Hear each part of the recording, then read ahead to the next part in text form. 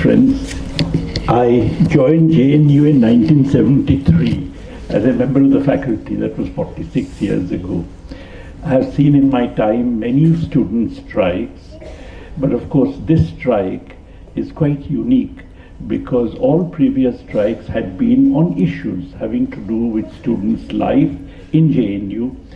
But this is a strike which, while being on a student issue, the fees, hostel fees and so on, is at the same time for the defense of public education in the country. This is really a strike which is, while being concerned with JNU issues, is really has a much broader ramifications, and it has great significance. The fact that you have carried on this strike for so long is something which, on which I'd like to congratulate you, and I wish you all the best. I really find it quite amazing that the Vice Chancellor does not meet the students. So I'd like to begin by recounting that when I joined JNU in '73, the Vice Chancellor was G. Parthasarathi. G. Parthasarathi we were in the old campus. There was a club building where there was a canteen and so on, where everybody, students, teachers, everybody would come. GP would also come into the canteen and sit at a table and chat with students. We used to live somewhere in central Delhi. Every evening when you would be going home, he would give lifts to students and find out from them what was happening in the university. So the idea of there being no barriers between teachers and students, between the Vice Chancellor and students, is something which has been such a common trait of JNU all these years that I find it amazing that the Vice Chancellor doesn't even meet the students, and when the students are injured and in hospital and so on, he doesn't even go to visit them, which is really a remarkable departure from the history of JNU. Much of what I could have said has already been said. So I'd just like to confine myself to one or two points. Let me begin by saying, let me take off from what Jayati ended with, namely this whole business of the societal role of higher education. You see, it is not often recognized that in India, we really are in a process of an extraordinarily difficult, novel, unprecedented historical effort, namely in a society in which there have been millennia of caste oppression, of institutionalized inequality, for a society to emerge as one in which there is a fraternity of equal citizens, in which there is egalitarianism, in which there is secularism, in which there are democratic structures and so on, is something which is a remarkable revolution. You know, I actually come from a village in Orissa, and I remember seeing the 1952 elections, the first ones. The Brahmin landlords in the village were incensed that the Dalit had a vote, and the Dalits' vote actually counted in electing who's going to represent that constituency. In other words, it's an idea which actually is completely unprecedented in our history. It's a very difficult idea, and it's an idea in which we must not fail.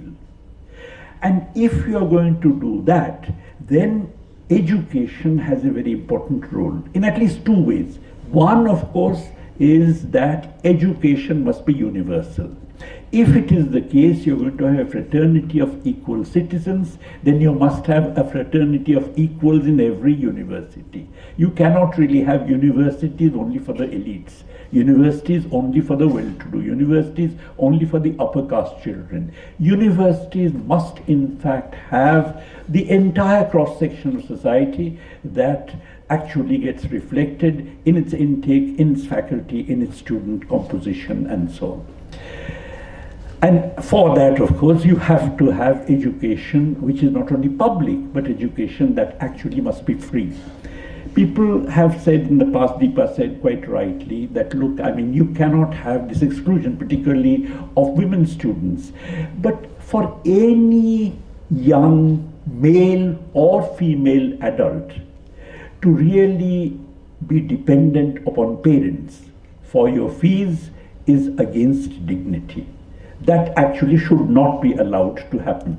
You tax people, you tax the same parents, but the state must intermediate between those parents and, of course, children, not only the well-to-do children, but also the poor children who actually come into the university. It's an abdication of responsibility on the part of the state to believe that no, in fact, the fees should be raised and thereby sustain a system of higher education, because that excludes, and that is against the dignity of everybody, not just of the impecunious students, but also of the well-to-do students as well. The second thing that education education can play a role in this is that it must inculcate in every student a certain commitment to these notions of secularism, of democracy, of egalitarianism, of gender equality, and so on. That must be the purpose of education. Therefore, I would like to draw a distinction between imparting skills on the one hand and education on the other. An IIT student who demands a dowry for getting married is, in my view, not educated. Likewise,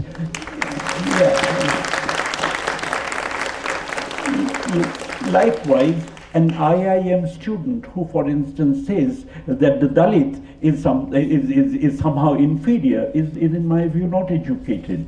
In fact, in 2014, and you know what happened in 2014, when a very well-known philosopher, Martha Nussbaum, actually said that, you know, the 2014 election results are a very sad comment on India's education, because it was well known that a large number of very supposedly educated people had actually voted the way they did. And even now you actually find when you meet to the supposedly educated people, their fascination for this, which is actually a passion for the social counter-revolution against which the last century in India has actually been fighting.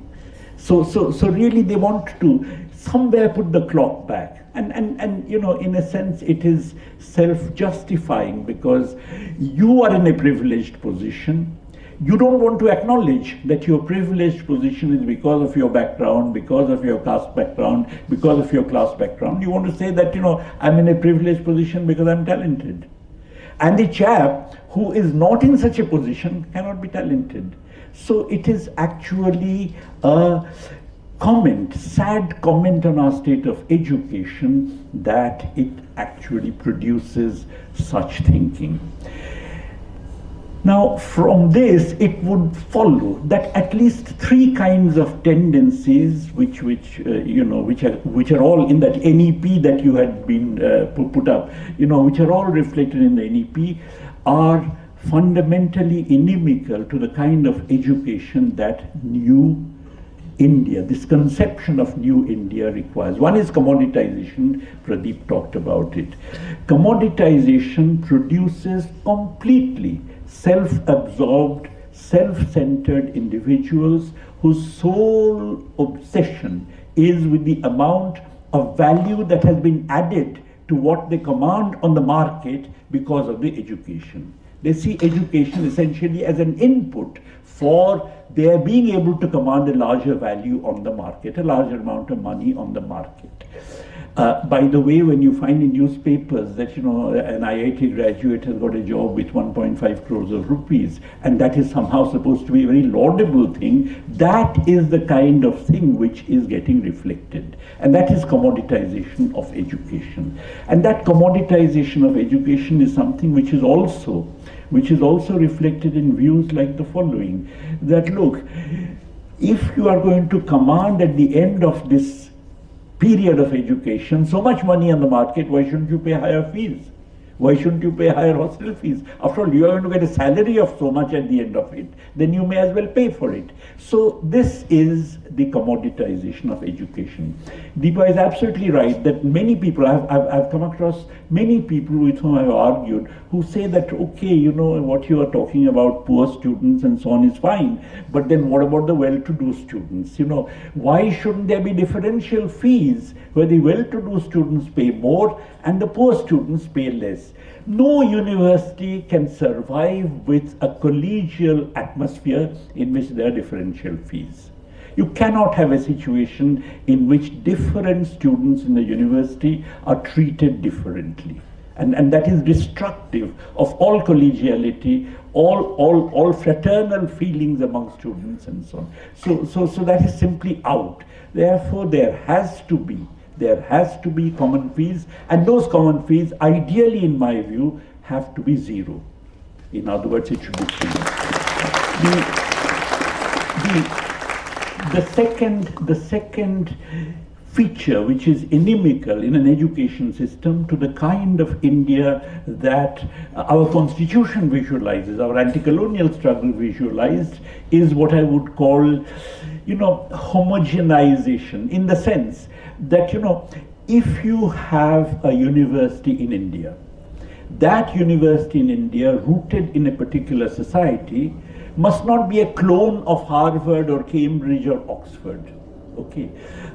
If it is, then it has got detached from its own local roots. Let me give you an example. I teach economics, okay. I believe a student of economics in India must have some knowledge about our own history, must have some knowledge about colonialism, colonial exploitation, for which the student must have some familiarity with the name of Dadabhai Nauroji, at least his work, some familiarity. Now, in Harvard, they haven't heard of Dadabhai Nauroji. In Cambridge, they haven't heard of Dadabhai Nauroji. So if you say that we are going to become clones of these institutions, in that case, we are basically ensuring that our students also don't hear of these names. That essentially this institution is completely detached from the society within which it lives.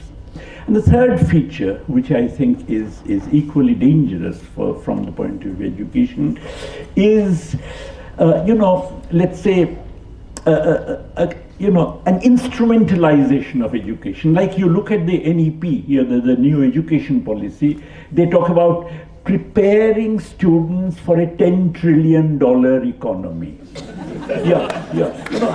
That is skill. That is concerned with the provision of skills. That is concerned with the provision of people for the workforce. But that's not education. Education comes over and above the skill. Okay, if education is simply meant to be synonymous with skills, then we are failing in the task in the social task of creating a new India, as Jayati said, in the nation building task.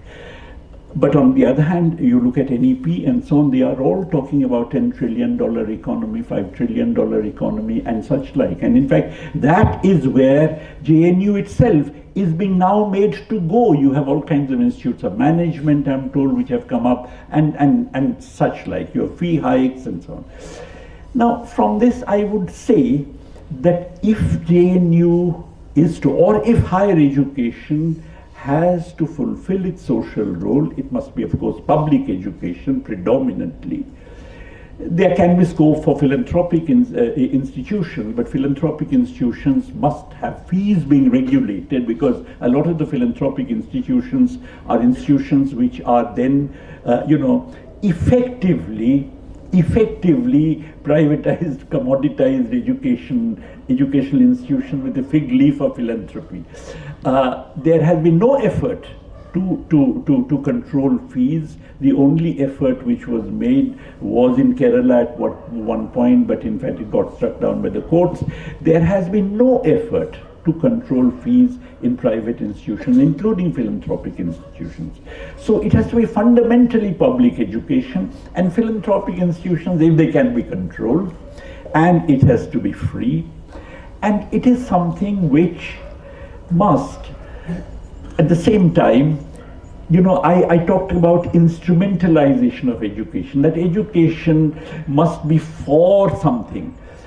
I would not say that higher education institutions should be for creating students who believe in secularism, this, that, and the other. Of course, my hope is that they would believe in this, but I'm opposed to the very process of instrumentalization, of actually putting doses of secularism, doses of egalitarianism into the minds of the students. Now that is something I'm opposed to, because I would like an educational institution, if it is to achieve those goals of inculcating a respect for secularism, egalitarianism, gender equality and so on, to be devoted to the cultivation of reason. A person who considers a Dalit to be inferior is not exercising reason, is abdicating reason. A person who considers the Muslim to be an enemy within is not exercising reason, he is abdicating reason. Therefore, if the university is one that is committed to reason, in that case, you would find automatically a lot of these prejudices and so on would in fact simply disappear. It's not as if in JNU we all have identical attitudes. I mean, that's what the RSS says, that they're all leftists. But as a matter of fact, believe me, I've been active in leftist to teacher politics in JNU for decades. I never considered the faculty to be leftist. But on the other hand, everybody here has a certain commitment to rational thinking. Now, the danger to rational thinking in today's India arises from two sources. One, of course, is the Hindutva brigade, because of the fact that any reason is something that would go against their kind of ideals, against what they believe in. Therefore, they would like a destruction of reason, and that destruction of reason can come about by destroying such institutions like JNU, where reason flourishes.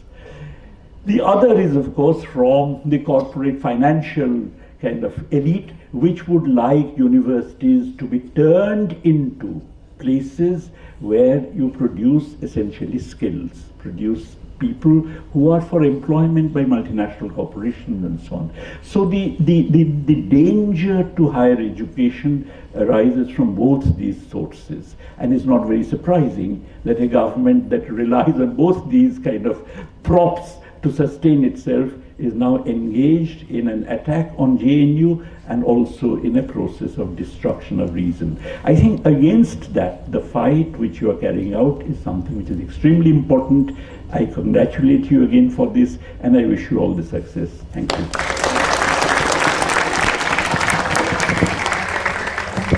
Thank you, sir.